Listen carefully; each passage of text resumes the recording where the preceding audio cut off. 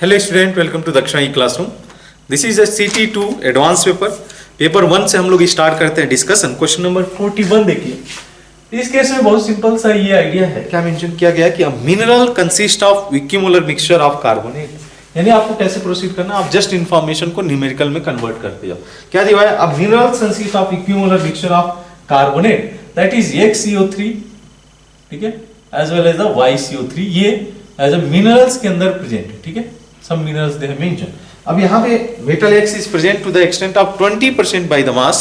30 gram of the minerals gives 11 gram of CO2. On the strong heating, assume all carbon converted to CO2. Find the mass percentage of Y in the sample.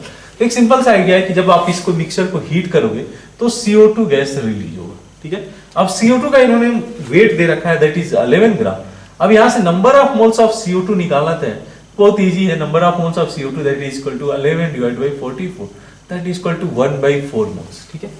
1/4 moles CO2 generate होगा। अब यहां से अगर हम लोग approach रखना चाहिए, क्या मेंशन किया गया, देखो जितने मोल्स ऑफ XCO3 होंगे उतना ही मोल्स ऑफ CO2 जनरेट होगा, जितने मोल्स ऑफ YCO3 होंगे उतने ही मोल्स ऑफ CO2 जनरेट होगा। यानी कि नेट जो CO2 जनरेट होने जा रहा है मिक्सचर में हीटिंग पे, इसको हीट करने पे, वो इक्वल होगा number of moles of XCO3 equal two plus number of moles of YCO3।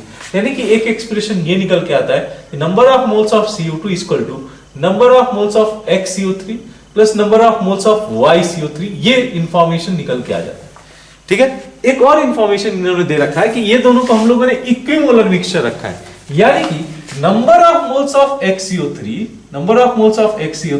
Is number of moles of YCO3।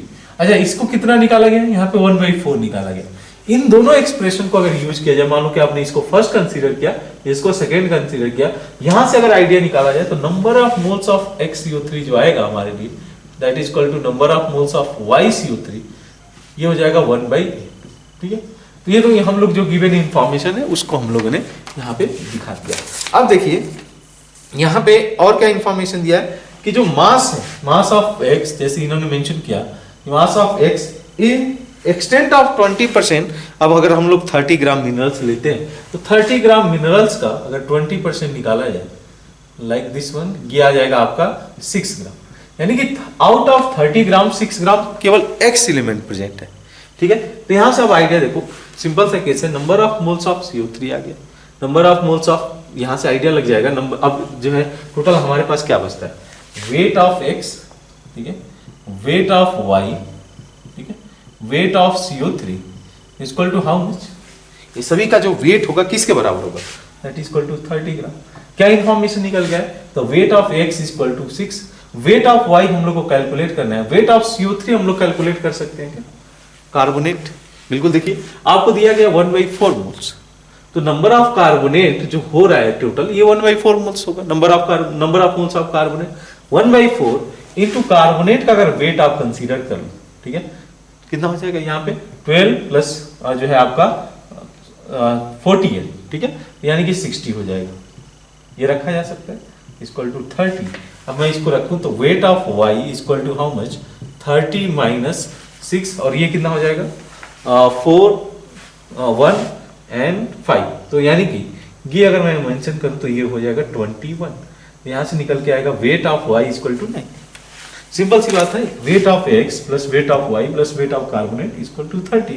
Wait of X we have already found 6 gram, weight of Y we have to calculate, weight of carbonate will be 60 into 1/4 because total number of moles of carbonate is 1/4। इसको आपने 60 से कर दिया, यहाँ पे 30 आ गया, अब wait of Y निकल के आ गया 9, बिकॉज हम लोग को चाहिए यही कि वेट ऑफ Y कितना है। तो वेट ऑफ Y को अगर यूज करके हम लोग परसेंटेज निकालना चाहें तो सिंपल सा केस आता है कि 9 डिवाइड बाई 30 इंटू 100, इससे मास ऑफ एलिमेंट Y आ जाएगा, परसेंटेज ऑफ Y परसेंट कितना प्रेजेंट है, ठीक है। तो किया जा सकता है इसको 3, ठीक है, ये 0 कैंसिल हो जाएगा और ये 30%। हमसे बोला है कि जो भी परसेंटेज है उसको आप 10 से डिवाइड कर दो, तो अगर 10 से 30 को डिवाइड कर दे, इसमें आपको जो है सोचना नहीं है, that is going to be 3। The answer for question number 41 will be 3। अच्छा, नेक्स्ट देखते हैं क्वेश्चन नंबर 42।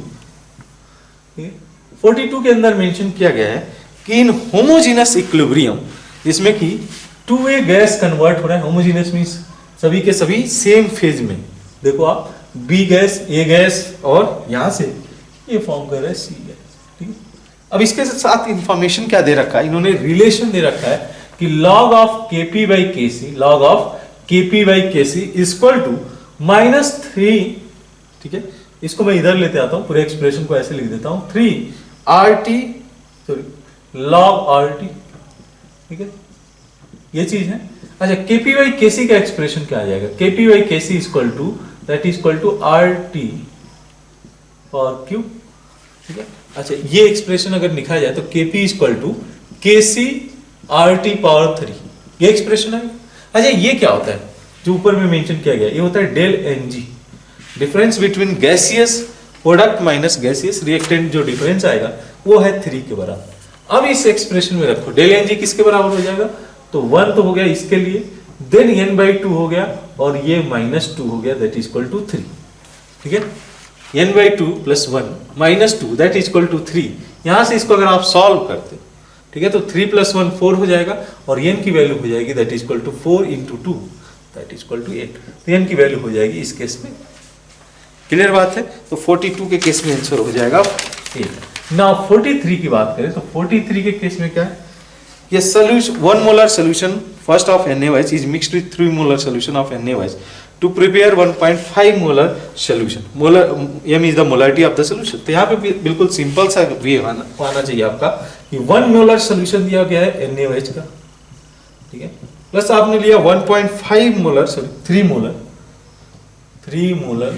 मोलर है ये 3 मोलर सॉल्यूशन ऑफ NaOH, ठीक है।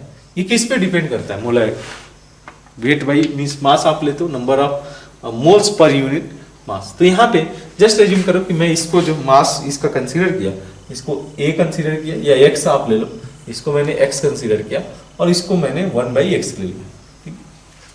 अब इसको सॉल्व करते हैं तो मोलैरिटी में क्या चेंज हो गया, आपने लिया 1 × x × 3 × 1 - x, ये वैल्यू आ रही है किसके बराबर, बोला गया कि जो प्रिपेयर करना है सोल्यूशन उसकी मोलैरिटी होनी चाहिए 1.5। अगर x के लिए सॉल्व किया जाए तो अगर ये इसको सॉल्व करूं तो ये हो जाएगा 3 - x that is equal to 1.5। यहाँ से अगर सॉल्व किया जाए तो 1.5 is equal to 2x, x की वैल्यू हो जाएगी 3/4, ठीक है। 1 - x कितना हो जाएगा, 1 - x इज इक्वल टू 1/4। हम लोग को first divide by second consider करना है तो हो जाएगा 3। The answer for question number 43 will be 3। Next देखिए क्वेश्चन नंबर 44, ठीक है। तो इस क्वेश्चन के अंदर क्या मेंशन किया गया है कि 3 ideal gas A, B, D were taken in the vessel of constant volume in the mole ratio of 1:2:3 respectively causing the reaction। तो रिएक्शन क्या हो रहा है ये थोड़ा सा हम लोग देख लें कि A गैस रिएक्ट हो रहा है 2B गैस के साथ में, 2 moles of B gas and it is going to form C, ठीक है। और क्या इंफॉर्मेशन दिया है, after long time when equilibrium is established the total pressure was 5/6 of initial total pressure, ठीक है। तो 5 ये हम लोग इंफॉर्मेशन को यूज करेंगे। At this point volume was reduced and half and catalyst was added to the starting the following reaction, ठीक है। हम लोग स्टार्ट कर देते हैं, ठीक है, हम लोग देखते हैं इस केस में। तो at the same time another equilibrium establish होगा, मींस जैसे ही यहाँ पे इक्विलिब्रियम स्टैब्लिश हो जा रहा है, अनदर इक्विलिब्रियम जो हम लोग कंसीडर कर रहे हैं that is 2 moles of C reacted with D that is equal to 2F gas, it is going to form। अब यहाँ से आइडिया समझना कि यहाँ पे जो मोलर रेशियो है वो है 1:2:3। तो इसको मैं क्या कंसीडर कर लेता हूँ P, इसको 2P और यहाँ पे ABD का जो रेशियो इसको मैं 3P कंसीडर कर लेता हूँ। तो पहला जो इक्विलिब्रियम स्टैब्लिश हो रहा है ये इक्विलिब्रियम स्टैब्लिश हो रहा है इसके बीच में। तो मैं इसको अगर कंसीडर करूँ कि P - x 2P - 2x, ठीक है, ये तो इनिशियल था, चलिए इसको मैं दूसरे लाइन में लिख देता हूँ। ये t = 0 पे था, बट जैसे इक्विलिब्रियम अटेन हो रहा है ये P - x हो जाएगा, 2P - 2x हो जाएगा। इनिशियली ये 0 था तो ये x हो जाएगा। बात समझ में आती है। अच्छा, ये अभी तक रिएक्शन में नहीं प्रोसीड किया तो इसका जो प्रेशर है वो 3P रहेगा, इनिशियल भी और फाइनल भी। अच्छा, अब क्या मेंशन किया गया है कि when long time the equilibrium is established the total pressure, अब टोटल प्रेशर कितना हो जाएगा, तो यहाँ पे P - x plus 2P - 2x plus x plus 3, यही तो होगा। इनिशियल प्रेशर कितना होगा, तो P इसको मैं कंसीडर करूंगा, 2P इसको कंसीडर करूंगा, 3P कंसीडर करूंगा, टोटल 6P। तो बोला गया कि इनिशियल जो प्रेशर है मींस इक्विलिब्रियम प्रेशर है वो टोटल इनिशियल प्रेशर के 5/6 टाइम्स है। अगर इसको सॉल्व किया जाए तो हो जाएगा 3p 6p minus 2x equal to 5p। ठीक है, तो यहां से x की वैल्यू हो जाएगी p/2। ये इंफॉर्मेशन हमारे सामने। अच्छा, इसके अलावा अब नया जो इक्विलिब्रियम अटेंड हो रहा है उसके इसमें क्या मेंशन किया गया कि बोला गया कि जो वॉल्यूम है उसको तो हाफ कर दिया गया, यानी कि जो प्रेशर में है उसमें चेंजेस आ जाएगा। अच्छा, अब जो इंफॉर्मेशन है वो थोड़ा सा हम लोग इसको देखते हैं। ए गैस, ठीक है, ये gas react with 2b gas और ये फॉर्म कर रहा है C गैस। ठीक है, अच्छा, जो प्रेशर है इक्विलिब्रियम जब अटेंड कर लिया तो p माइनस x क्या हो जाएगा p/2। ठीक है, ये कितना हो जाएगा 2p माइनस 2x यानी कि p हो गया और ये p/2 हो जाएगा। ये कब? एट वॉल्यूम, जब हम लोगों ने v लिया।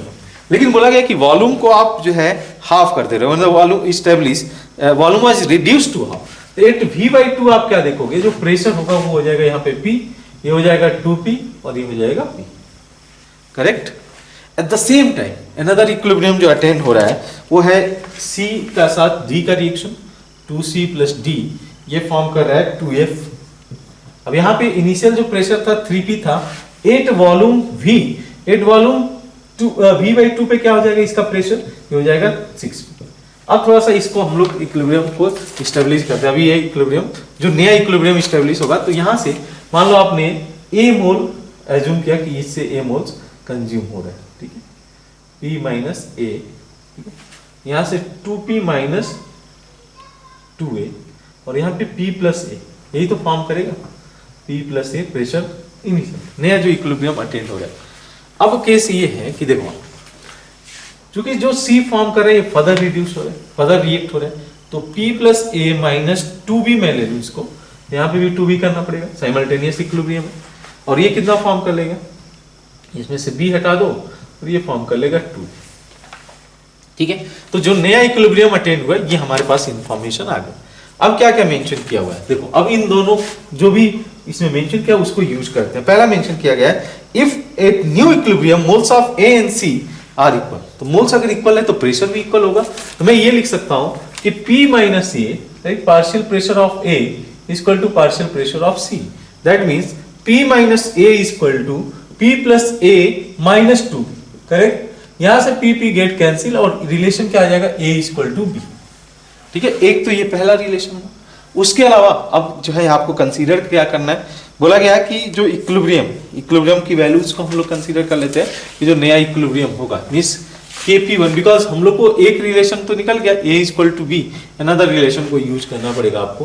तो Kp तो चेंज होगा नहीं, जो इनिशियल Kp था इस रिएक्शन के लिए वो यहाँ पे भी होगा। तो अच्छा, रिएक्शन के लिए जो Kp वैल्यू था, राइट, इस केस में आप क्या रखोगे, p/2, ठीक है, divide by p/2 into p square. अच्छा, जो नया इक्विलिब्रियम अटेंड भी होगा तो यहाँ पे तो प्रेशर सेम ही होगा। तो देखो, सॉरी, इक्विलिब्रियम कांस्टेंट तो चेंज नहीं होने वाला है। तो यहाँ पे देखिए आप, मैं क्या लिख सकता हूँ, इसी रिएक्शन के लिए मैं लिख सकता हूँ p minus a divide by, यहाँ पे आप वैल्यू रख दो, इसकी वैल्यू रख दो इन चीजों की, तो ये हो जाएगा p plus a minus a और b तो इक्वल है, तो p माइनस a हो गया ये, divide by p minus a into 2p minus 2। Correct, ये कैंसिल आउट हो जाएगा, ये कैंसिल आउट हो जाएगा। तो यहां से रिलेशन क्या निकल के आ रहा है, ध्यान से देखना आप, यहां से रिलेशन यही निकल के आ रहा है कि p माइनस, इसको सॉल्व किया जाए तो हो जाएगा 2p minus 2a equal to p। ठीक है, तो p इक्वल टू 2a। अब ये आपके पास आइडिया आ गया, a इक्वल टू b पहला रिलेशन और p इक्वल टू 2a दूसरा रिलेशन। अब इन दोनों रिलेशन को यूज कर लो तो आपको निकालना है जो टोटल प्रेशर होगा न्यू इक्विलिब्रियम पे, तो p टोटल एट न्यू। ठीक है, इनिशियल हम लोग को पता है कि कितना प्रेशर था, p टोटल इनिशियल 5p, लेकिन न्यू कौन सा होगा इक्विलिब्रियम पे, नया इक्विलिब्रियम पे p टोटल कितना हो जाएगा। तो आप इन सभी को ऐड कर दो, सभी को ऐड करोगे क्या आ जाएगा, p माइनस a, ठीक है, 2p minus 2a plus p minus a, because a equal to b। उसके अलावा यहाँ पे देखिए, तो p प्लस यहाँ पे p minus a, 6p minus b, इसको मैं a ही लिख देता हूँ, a इक्वल टू b है तो b को नहीं रखते हैं, दैट इज इक्वल टू 2। अब इसको जब आप सॉल्व करोगे इस रिलेशन का यूज करके p इक्वल टू 2a, तो जो आपका रिलेशन आएगा यहां से आ जाएगा that is equal to 8.5p, ठीक है, 8.5p जो p टोटल है। p ओल्ड हम लोग को पता है, p टोटल ओल्ड जो इक्विलिब्रियम था that is equal to 5p। इन दोनों का रेशियो अगर निकाला जाए, ठीक है, तो रेशियो कितना आ जाएगा, total pressure at new equilibrium to total pressure at initial equilibrium, तो ये हो जाएगा 8.5p total new divide by p total old, 8.5p divide by 5p, ये हो जाएगा आपका 5p गेट कैंसिल, जो है यहाँ पे हो जाएगा 1.7। अब हम लोग को यहाँ पे वैल्यू क्या निकालना है कि report answer by multiplying actual value by 3 to the nearest in single integer. तो आप इसको मल्टीप्लाई कर दो, ठीक है, 3 से मल्टीप्लाई करोगे तो ये हो जाएगा आपका 5.1। अब नियरेस्ट जो इंटीजर है इसके नियरेस्ट इंटीजर हो जाएगा 5, करेक्ट। तो 5 will be answer for question number 44। थोड़ा लेंदियर क्वेश्चन है बिकॉज इसमें टाइम टेकिंग है, तो आप इस क्वेश्चन को या तो स्किप कर सकते हो, बट ट्राई करो आप जो है इसमें, क्योंकि दोनों चीजें हैं, साइमल्टेनियस इक्विलिब्रियम का भी कॉन्सेप्ट आ गया, नॉर्मल इक्विलिब्रियम का भी कॉन्सेप्ट, दोनों को मर्ज करके एक अच्छा क्वेश्चन रखा हुआ है।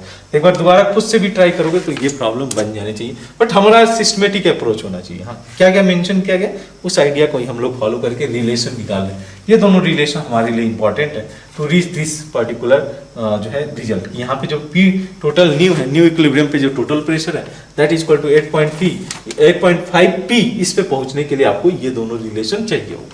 क्लियर है बात? तो आप इसको दोबारा ट्राई करो इस क्वेश्चन को, देन जो है आपको जो है इजीली आइडिया लग जाएगा कि किस तरीके से अप्रोच रखना है इस क्वेश्चन के लिए। नेक्स्ट देखिए क्वेश्चन नंबर 45।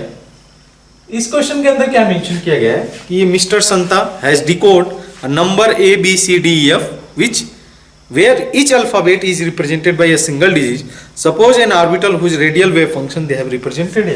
तो जो रेडियल वेव फंक्शन है इसको हम लोग को देखकर पता करना है, जो पार्टिकुलर हम लोगों से क्वेश्चन पूछा गया, ठीक है, k1 into e the power minus r by k2 that is equal to r square minus 5k3r, ठीक है, तो 6k3। ये हमारे पास एक ऑर्बिटल का रेडियल वेव फंक्शन दे रखा है। अच्छा, इंफॉर्मेशन एक एक करके कंसीडर करते हैं। पहले इंफॉर्मेशन इनको ये क्या पूछा गया, ए की वैल्यू क्या होगी मेंशन करें।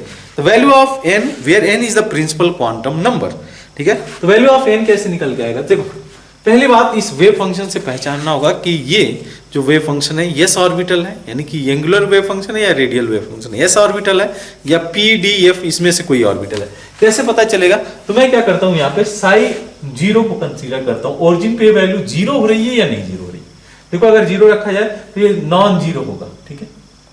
लेकिन अब यहाँ पे यही कहानी स्टार्ट होती है कि जब अगर यस ऑर्बिटल लिया जाए तो एस ऑर्बिटल के केस में जो पर्टिकुलर वेव फंक्शन होता है एट न्यूक्लियस वो जीरो नहीं होगा, लेकिन अदर जो वेव फंक्शन है एंगुलर वेव फंक्शन जिसमें p ऑर्बिटल है, d ऑर्बिटल है और f ऑर्बिटल है, इसका वेव फंक्शन ओरिजिन पे जीरो हो जाएगा, ठीक है। तो यहाँ से एक सिंपल सा आइडिया आता है कि ये जो वेव फंक्शन है ये s ऑर्बिटल को रिप्रेजेंट कर रहे हैं, करेक्ट, s ऑर्बिटल को रिप्रेजेंट कर रहे हैं। क्लियर बात है, यानी कि जो l की वैल्यू हो जाएगी ये हो जाएगी जीरो। अच्छा, उसके अलावा जो नोड की बात करें इसमें देखिए आप दो रेडियल नोड है, ठीक है, दो रेडियल नोड है, तो दो रेडियल नोड का मीनिंग क्या हुआ, n minus l minus 1 equal to 2, दो रेडियल नोड है। अच्छा, l की वैल्यू जीरो हो जाएगा तो n की वैल्यू 3 हो जाएगी, तो करस्पॉन्डिंग जो ऑर्बिटल रिप्रेजेंट कर रहा है ये वेव फंक्शन ये हुआ 3s ऑर्बिटल। अब हमारे लिए सब चीजें आसान हो जाएगी। a के बारे में क्या मेंशन किया गया है, a is value of n where n is the principal quantum number, तो a की वैल्यू हो जाएगी 3। अच्छा, b क्या मेंशन किया गया है, तो b is the number of angular node, s orbital के लिए एंगुलर नोड जीरो होगा because l equal to zero, तो जो है b इंफो b इक्वल टू जीरो हम लोग कंसीडर कर सकते हैं। c azimuthal quantum number of subshell to which जो है ऑर्बिटल बिलोंग, तो एजिमुथल क्वांटम नंबर इस केस में जो है जीरो ही होगा, l की वैल्यू जीरो होगा यानी कि c की वैल्यू जीरो होगी। अच्छा, उसके अलावा क्या मेंशन किया गया, d number of subshell having energy n+5 to जो है n+5s टू लेकर n+5 p where n is the principal quantum number, ठीक है। तो यानी कि अगर n की वैल्यू रख दिया जाए तो 8s और 8p के बीच में जितने ऑर्बिटल लाइज करेंगे इस एनर्जी वाले उसको हम लोग को कंसीडर करना है, ठीक है। निकाला जा सकता है कि कौन कौन से ऑर्बिटल होंगे, ठीक है। तो अगर चाहो तो आप इसको ड्रॉ कर सकते हो 1s 2s 2p 3s 3p 3d, similarly 4s 4p 4d 4f 5s, ठीक है, 5p 5d 5f, इस तरीके से आप जा सकते हो। नेक्स्ट अगर नीचे तक हम लोग इसमें कंसीडर करें, ठीक है, 6s 7s, ठीक है, 8s और यहाँ पे 8p, ठीक है, तो ये हो जाएगा 1s 2s 2p 3s, इस तरीके से जाएंगे हम लोग, ठीक है। अब हम लोग को स्टार्ट यहाँ से करना है 8s के बाद जो ऑर्बिटल आएगा, ठीक है, तो इसको आप चाहो तो बना सकते हो 6p 6d 6f, ठीक है, 5s 5g, ये था ऑर्बिटल, ठीक है, 6d 6f 6g 6h, इसी तरीके से आपका 7p 7d 7f, ठीक है। यही मुझे चाहिए था। 8s से लेके 8p के बीच में कितने लाइज करेंगे, ये 3 ऑर्बिटल है, 5g 6f और 7d, ठीक है। यानी कि जो हमारा d है, d की वैल्यू क्या हो जाएगी, d इक्वल टू 3। ई के बारे में क्या बोला है, orbital angular momentum of given orbital, L के लिए ऑर्बिटल एंगुलर मोमेंटम, यानी कि एस के लिए ऑर्बिटल एंगुलर मोमेंटम 0 ही होगा क्योंकि एल की वैल्यू 0 होगी। Then radial distance of the spherical node which is the farthest from the nucleus, ठीक है। अगर के की वैल्यू जो है, रेडियल डिस्टेंस हम लोग को कंसीडर करना है कि इसमें से radial distance of the spherical node which is the farthest from the nucleus, ठीक है। तो अगर के की वैल्यू 1 कंसीडर कर लिए, ठीक है, के की वैल्यू 1, k3 की वैल्यू 1 कंसीडर कर लें हम लोग, और करस्पॉन्डिंग ये भी हम लोग का जो एक्सप्रेशन निकल के आएगा, ये आएगा आर स्क्वायर रेडियल नोड के लिए, R square equal to 5r plus 6 equal to G, ठीक है। इसको अगर सॉल्व करते हैं तो r इक्वल टू 3 और r इक्वल टू 2 दो सोल्यूशन होगा। एक radial node r equal to 2 पे लाइज करेगा और एक radial node r equal to 3 पे लाइज करेगा। इन्होंने मेंशन किया है हम लोग को उस रेडियल नोड को कंसीडर करना है जो कि फार्देस्ट है। तो e की वैल्यू 0 हो गया, f की वैल्यू हम लोग कंसीडर करें तो ये हो जाएगा 3 कहां से, तो जो है जो हाईएस्ट जहां पे डिस्टेंस है फार्देस्ट फ्रॉम द न्यूक्लियस, ये हो जाएगा r इक्वल टू 3। यानी कि अगर हम लोग इसमें बोला गया कि इसको सम करना है आपको, a b c d e f g को सम करना है, e f को, तो यहाँ से जो निकल के आएगा वैल्यू, इसको आप सम कर दो 3 + 3 + 3 टोटल 9, यानी कि इस केस में जो आंसर हो जाएगा that is going to be 9, ठीक है। नेक्स्ट देखिए 46 के केस में मेंशन किया गया है कि number of lone pair of electrons, lone pairs are there in the central atom of ClF3। तो ClF3 की बात करें तो ये कुछ इस तरीके से स्ट्रक्चर रहेगा आपका, 2 लोन पेयर ऑफ इलेक्ट्रॉन ऐसे कुछ लाइज करेंगे। तो इसमें आपको जस्ट स्ट्रक्चर कंसीडर करना है, या अगर चाहो तो आप ये यूज कर सकते हो कि क्लोरीन के पास 7 इलेक्ट्रॉन्स होते हैं, आउट ऑफ 7 3 जो है यूज किए जा रहे हैं बॉन्ड पेयर ऑफ इलेक्ट्रॉन के लिए, और 2 लोन पेयर ऑफ इलेक्ट्रॉन रह जाएंगे। तो आंसर सिंपल सा हो जाएगा 2 lone pair of electron, 2 lone pair, ठीक है, 2 लोन पेयर होंगे इलेक्ट्रॉन के, यानी कि answer will be 2 for question number 46।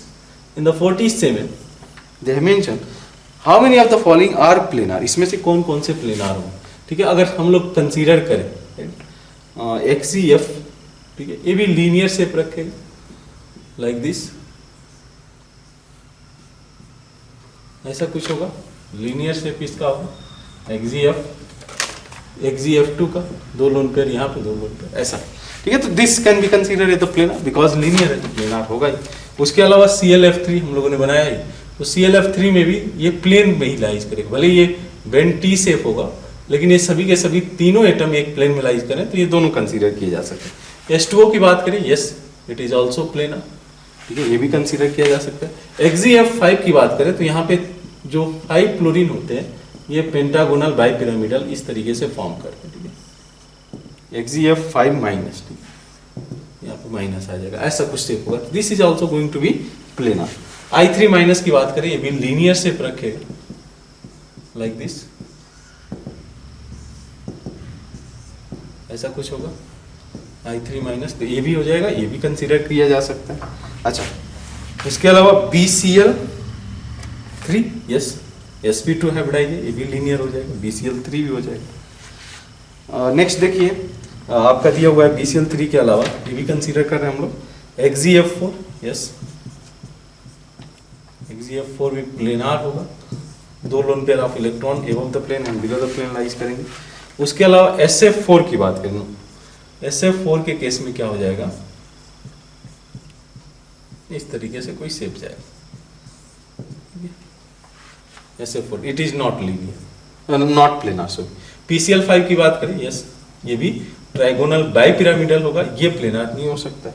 अच्छा SF6 की बात करें, सेम कहानी है, ठीक है। SF6 के केस में भी ये प्लेनार नहीं है, सभी एटम एक प्लेन में नहीं लाइज करे। IF7 की बात करें तो वो भी सेम कहानी है, ठीक है। फ्लोरीन फ्लोरीन, यहाँ पे 5 और यहाँ पे फ्लोरीन सेम, ठीक है। तो it is also not planar. तो प्लेनार कितने हो गए इसमें कंसीडर किया जाए तो हो जाएंगे 1 2 3 4 5 6 7 7 हमारे इस केस में आ रहे हैं, तो answer will B 7 in this case. Clear है बात? 7 will be correct answer for question number 47। Next देखिए क्वेश्चन नंबर 48, ठीक है। इस केस में मेंशन किया गया है कि number of structural isomers of dichlorobiphenyl, ठीक है। पहले भी इस तरीके के क्वेश्चन हम लोग कर चुके हैं डाइक्लोरोबाइफिनाइल के केस में, ठीक है। देखिए थोड़ा सा यहां पे देखिए आप किस तरीके से अप्रोच रखना चाहिए। यहां पे सिंपली मैं बोलता हूं एक क्लोरीन को आप यहां पे फिक्स कर दो, ठीक है। ये हो गया बाइफिनाइल। उसके अलावा जो है कंसीडर करते जाओ, एक पोजीशन ये हो सकता है, 2 ये हो सकता है। अच्छा ये दोनों इक्विवेलेंट है तो बात बराबर है, तो 2 यहां से हो गया, 3 4 5, ठीक है। क्योंकि यहाँ पे रोटेशन पॉसिबल है, इसलिए ये इस पोजीशन को काउंट करो या इस पोजीशन को काउंट करो, तो बात बराबर है। इस दोनों पोजीशन को काउंट करो तो 5 तो यहाँ पे आ जाएगी जब इसको कंसीडर किया जाए। अच्छा उसके अलावा देखना आप ध्यान से, उसके अलावा अगर मैं कंसीडर करूं लाइक दिस, यहाँ पे क्लोरीन अगर मैं फिक्स रखता हूँ लाइक दिस, एक और कंसीडर कर लिया जाए, उसके अलावा क्या क्या पॉसिबिलिटीज हो सकती है।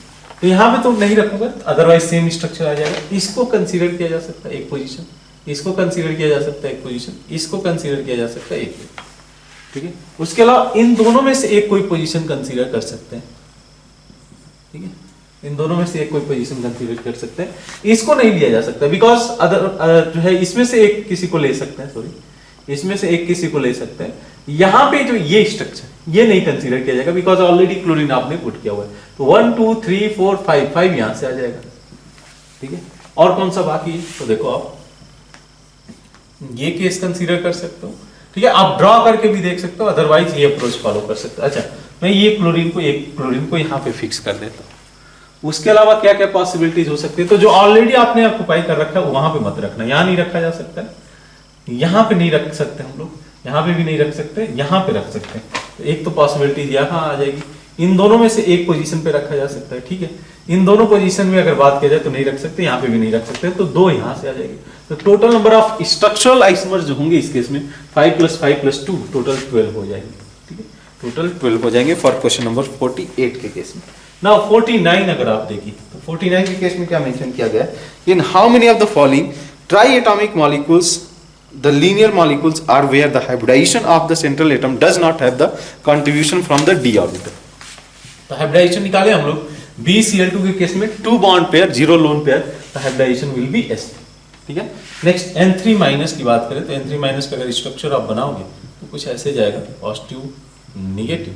यहाँ पे बात किया जाए सेंट्रल एटम का, तो यहाँ पे सेंट्रल एटम के केस में क्या है 4 बॉन्ड पेयर, यानी कि hybridization will be 2 bond pair sigma bond pair, hybridization will be s, ठीक है। तो यहाँ पे भी d ऑर्बिटल इन्वॉल्व नहीं, ठीक है। यही हम लोग को चाहिए कि इस केस में d ऑर्बिटल इन्वॉल्व नहीं है। I3- की बात करें तो यहाँ पे I3- का स्ट्रक्चर कुछ ऐसे जाता है, लीनियर शेप रखता है with 3 loan pair of electron, ये हो गया I3-, ठीक है। तो अब देखो इसमें 2 बॉन्ड पेयर और जो है 3 लोन पेयर, यानी कि स्टेरिक नंबर होगा 5, इसमें स्टेरिक नंबर 2 था, इसमें स्टेरिक नंबर 2 था। इस केस में 5 के लिए चला जाएगा sp3d, sp3d। नेक्स्ट देखिए Xgf2, ठीक है। Xgf2 की भी कहानी कुछ ऐसे ही है, ठीक है। आप एक बार शेप देख लेना इसका। तो जो है इस केस में क्या है स्टेरिक नंबर 5 होगा, तो ये भी हाइब्रिडाइजेशन sp3d होगा, इसको नहीं कंसीडर कर सकते। नेक्स्ट देखिए आप, इसमें दिया गया CO2, यस CO2 के केस में स्टेरिक नंबर जाएगा 2, हाइब्रिडाइजेशन हो जाएगा sp, ठीक है। This can be consider. उसके अलावा SO2 के केस में, ठीक है, कुछ ऐसे जाएगा 1 लोन पेयर ऑफ इलेक्ट्रॉन, तो 1 बॉन्ड पेयर 1 लोन पेयर, इसका स्टेरिक नंबर 3 होगा। और यहाँ पे अगर कंसीडर किया जाए राइट 3 के लिए हो जाएगा sp, ठीक है, sp2, ठीक है, where the hybridization of central atom does not have contribution from the d orbit, ठीक है, SO2 कंसीडर कर सकते हैं। नेक्स्ट देखिए आप, ठीक है, contribution from the D orbit. तो यहाँ पे आपका ठीक है, सही है, 4 इसमें क्या और एक लोन पेयर ऑफ इलेक्ट्रॉन हो जाएगा इसमें। ICl2 माइनस की बात करें तो सेम कहानी, ICl2 माइनस में जैसे आपने I3 माइनस का देखा, यहाँ पे भी स्टेरिक नंबर 5 जाएगा, sp3d हो जाएगा, ठीक है। SnCl2 की बात करें, SnCl2 यहाँ पे भी इसका जो हाइब्रिडाइजेशन है, ये अगर हम लोग कंसीडर करें कि अच्छा, साथ में इन्होंने मेंशन किया है लीनियर होना जरूरी है, इसीलिए ये गलत हो जाएगा, ये नहीं कंसीडर किया जा सकता, ये भी नहीं कंसीडर, लीनियर होना जरूरी है, ये भी पॉसिबिलिटीज आप देखो, linear as well as the this one. तो यहाँ पे इसका भी हाइब्रिडाइजेशन अगर कंसीडर किया जाए Sn, तो ये आ जाएगा आपका 3 और हाइब्रिडाइजेशन हो जाएगा sp2, लेकिन ये नॉन लीनियर होगा। SnCl2 की बात करें तो कुछ ऐसे जाएगा structure, this is going to be non linear, ये भी नहीं कंसीडर किया जा सकता, लीनियर क्राइटेरिया फुलफिल करना चाहिए। BF2 की बात करें तो वंस अगेन ये लीनियर होगा और साथ में स्टेरिक नंबर 2 होगा, तो ये हाइब्रिडाइजेशन हो जाएगा sp, ये लीनियर शेप रखा हुआ है। तो हम लोग को लीनियर प्लस जो है कंसीडर करना था कि इसमें d ऑर्बिटल का कंट्रीब्यूशन ना हो, तो 1 2 3 4 विल बी करेक्ट आंसर, ठीक है। लास्ट क्वेश्चन देखें, क्वेश्चन नंबर जो है 50, इस केस में 50 के केस में मेंशन किया गया है कि how many of the following orbital overlapping is not possible in the bond formation, ठीक है। तो कौन कौन से केसेस है, देखो आप ऑप्शन ए की बात करें तो इसमें ऑर्बिटल का ओवरलैपिंग इस तरीके से कराया हुआ है, ठीक है। यहाँ पे देखिए, एक तो ओरिएंटेशन इसका डिफरेंट है, यहाँ पे ओवरलैपिंग नहीं होगा और साथ में ये आउट फेज ओवरलैपिंग कर रहा है, तो ये नहीं होगा। बोला गया कि orbital overlapping is not possible.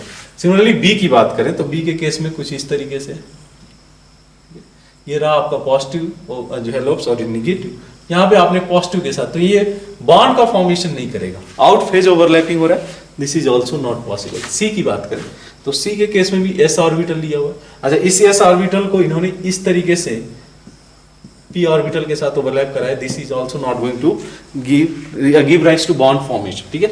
तो सी भी इनकरेक्ट हो जाता है। डी भी बात करें तो डी के केस में पॉसिबल है, बिकॉज अगर इंटरन्यूक्लियर एक्सिस के लॉन्ग ये ऑर्बिटल ओवरलैप करते हैं लाइक पॉजिटिव, ये जो है बॉन्ड फॉर्मेशन कर सकते हैं, तो जो है डी इज करेक्ट। देन ई की बात करें तो ई के केस में भी कहानी कुछ इस तरीके से कि ये पॉजिटिव निगेटिव, यहाँ पे negative positive, out phase overlap नहीं होगा, इसमें भी ऑर्बिटल का बॉन्ड का फॉर्मेशन नहीं होगा।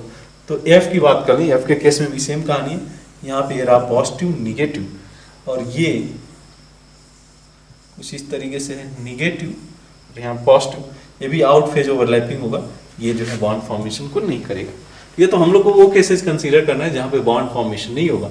तो 1 2 3 4 5 will be correct answer, although they have given answer 4, आप इसको करेक्ट कर लेना, 5 will be correct answer for question number 50। Move करते हैं नेक्स्ट सेक्शन की तरफ, सेक्शन नंबर 2, ठीक है। इस केस में क्या है आपका, ये multiple only one of the following option is correct, single correct question है, तो इस केस में आप इजीली मार्क्स स्कोर कर सकते हो। इंटीजर में थोड़े क्वेश्चन डिफिकल्ट थे और थोड़े क्वेश्चन उसमें से आसान भी थे। तो आइए देखते हैं इसमें क्वेश्चन नंबर 51 क्या मेंशन किया गया है। 51 के अंदर बोला गया कि for given reaction bromine plus fluorine react करके BrF3 का फॉर्मेशन कर रहा है, the equilibrium constant eight 200 kelvin and 1 bar is 5.25. when the pressure is increased by the 6-fold at the given temperature 200 Kelvin, then which is the true for the equilibrium constant। अगर हम लोग को idea हो, simple सा ये case है कि देखो जब यहाँ पे टेम्परेचर में कोई चेंज नहीं हुआ है, टेम्परेचर इज कांस्टेंट, मैं लिख सकता हूँ टेम्परेचर इज कांस्टेंट। तो अगर टेम्परेचर कांस्टेंट है, प्रेशर में चेंज करने से इक्विलिब्रियम कांस्टेंट में चेंज नहीं होगा, सिंपल सा आइडिया है। तो equilibrium constant is going to be remain same, equilibrium constant will be same, will be remain same, clear है बात, will be remain same, यानी कि आंसर की बात करें 51 के केस में that is going to be C। अच्छा नेक्स्ट देखिए 52 के केस में, 52 यहां पे क्या बोला है कि the vapor density of N2O4 at a critical temperature is 30 calculate the percentage dissociation of N2O4 at this temperature. तो N2O4 डिसोसिएट होकर फॉर्म करेगा, N2O4 डिसोसिएट होकर फॉर्म करेगा 2NO2। जस्ट एज्यूम किया जाए कि इनिशियली हम लोगों ने इसको 1 लिया था, इससे अल्फा डिसोसिएट हुआ, ये फॉर्म किया 12। क्लियर बात? अच्छा, अब जो है कैलकुलेट करते हैं कि कितना डिसोसिएशन होगा, अल्फा हम लोग को बेसिकली निकालना है।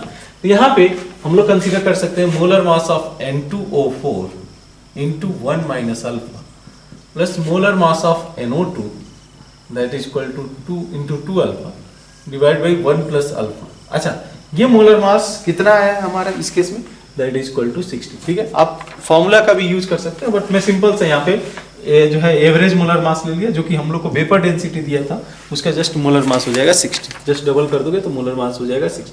अच्छा, इस केस में आप सॉल्व करो।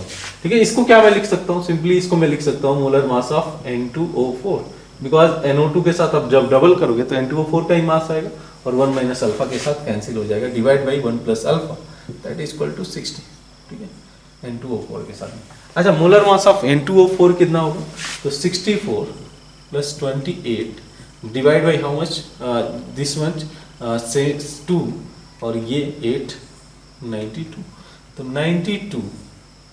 ठीक है, divide by 60 equal to 1 plus alpha, यहाँ से अल्फा निकालना चाहे तो अल्फा इक्वल टू 32 बाई 60, यानी कहीं ना कहीं ये 50 के अराउंड आएगा, 50 प्लस ही आएगा। ठीक है, 50 अगर कोई आंसर दिया हुआ है इसमें से हम लोग जा सकते हैं उसके लिए, दैट इज इक्वल टू 53। अगर इसको 100 से मल्टीप्लाई किया, ये तो अल्फा वैल्यू है, अल्फा जो है अगर परसेंटेज अल्फा निकाला जाए 32 into 60 into 100 that is going to be greater than 52%, यानी कि आंसर हो जाएगा 53.3%। क्लियर है बात? तो यहाँ पे answer will B D for question number 52। ठीक है, 53 के केस में देखिए, तो 53 में क्या मेंशन किया गया है, which of the following graph is correct about variation of beta. Beta they have mention that is equal to minus dB by dP at constant temperature divided by V with P for the ideal gas at the constant temperature। Simple सा case है, आप ideal gas के लिए expression क्या लिखोगे, PV equal to nRT। ठीक है, अच्छा ये सभी कांस्टेंट है, because they have mention temperature is constant, तो मैं लिख सकता हूँ PV इक्वल टू रिलेशन जो निकालना है, PV इक्वल टू कांस्टेंट, कोई के कांस्टेंट मैं ले लेता हूँ, तो V को लिख सकता हूँ V इक्वल टू, अगर P के टर्म में लिखना जाए K बाई P, ये लिखा जा सकता है। अच्छा, इसको डिफरेंशिएट किया जाए तो dB by dP equal to minus k p square, यही तो रिलेशन है, माइनस के पी स्क्वायर। अच्छा, हम लोग को निकालना इसमें से जो है के की जो वैल्यू होगी, देखो अब यहाँ से रिलेशन क्या निकालना है हम लोग को, minus dB by dP at constant temperature divide by V। तो यहाँ पे देखो क्या रिलेशन जाएगा, तो माइनस के को हम लोग लिख सकते हैं फिर से PV के बराबर, बिकॉज माइनस के था, क्या था, माइनस के इक्वल टू मीन्स के हो जाएगा आपका ई, माइनस माइनस हट जाएगा, के की वैल्यू हो जाएगी PV divide by P square, यहाँ पे आप V से डिवाइड कर दो, VV get cancel, PP get cancel, ये हो जाएगा 1 बाई पी।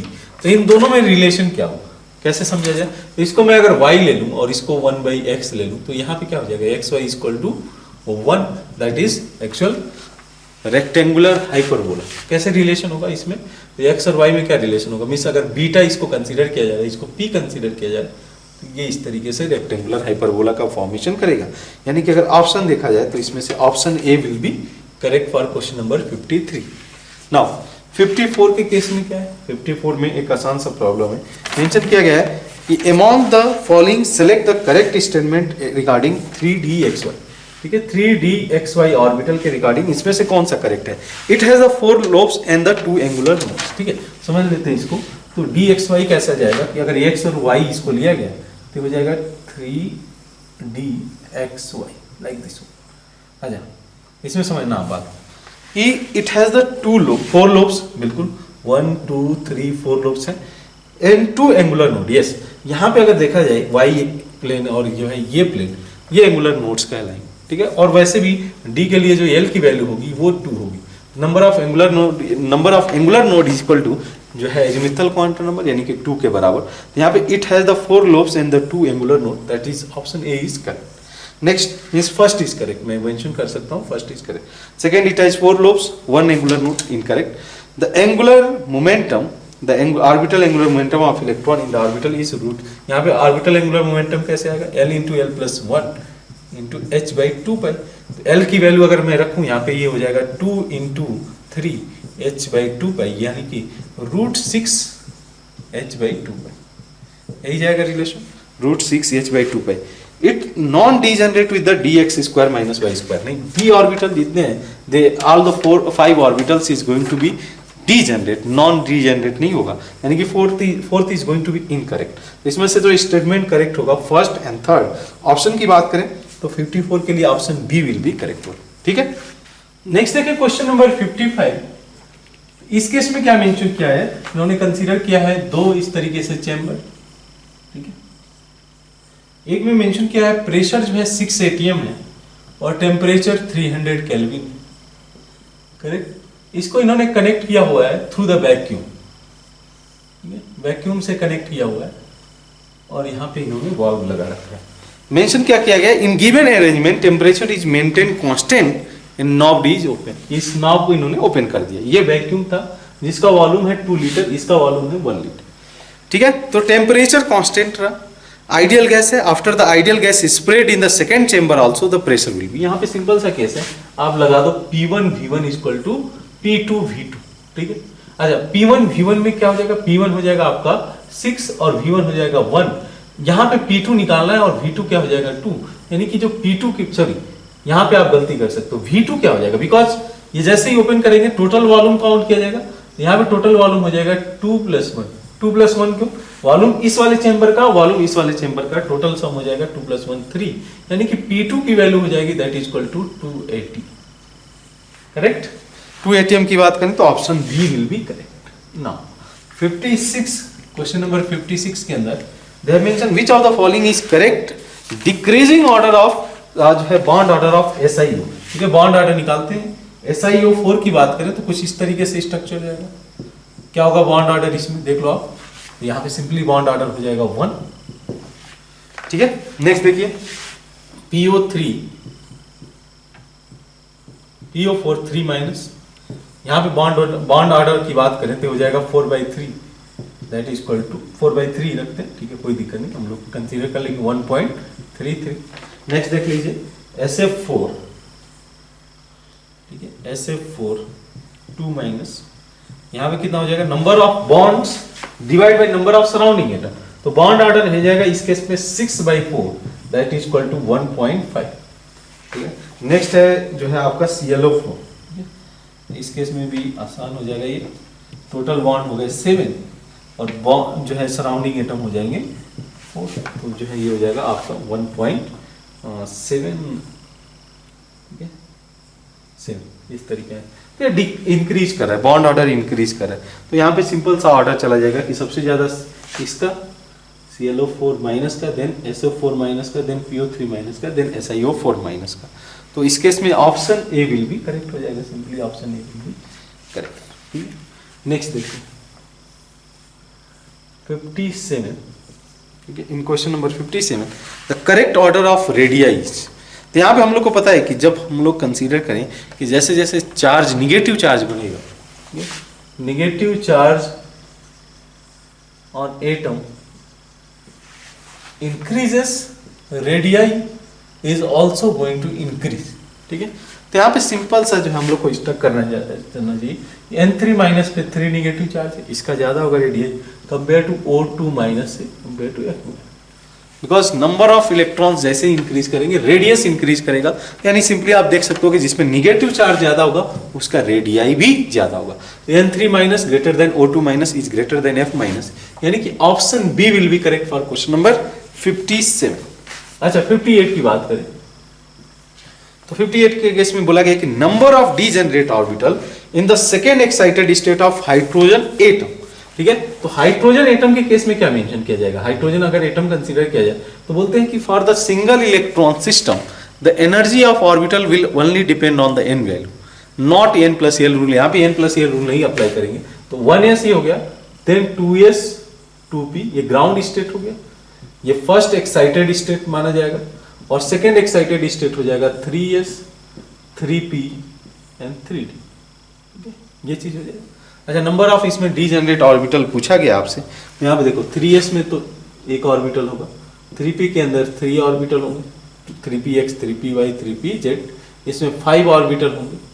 तो अगर 5 ऑर्बिटल है तो टोटल ऑर्बिटल काउंट करो 5 + 3 + 1, यानी कि यहाँ पे 5 1 2 3 4 5 और यहाँ पे 3 ऑर्बिटल, तो यानी कि टोटल इस केस में 9 हो जाएगा। तो answer will B 9 in this case. ठीक है, 9 will be correct answer for question number 58। ठीक है, तो इसको आप करेक्ट कर लेना। आई थिंक आंसर इन्होंने 6 8 10 दे रखा, तो यहाँ से 9 आंसर हो जाएगा।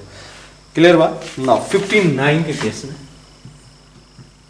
Question number 59, which of the following statement is incorrect for the acid. ठीक है, एसिड कौन कौन सा दे रखा है? H2CO3, then H2N2O2, then HClO2 और इन्होंने मेंशन किया हुआ है H2SO5 कैरो एसिड। ठीक है, तो H2CO3 is the acid of carbon, बिल्कुल सही है। And the correct name is carbonic acid, we call this acid as a carbonic acid.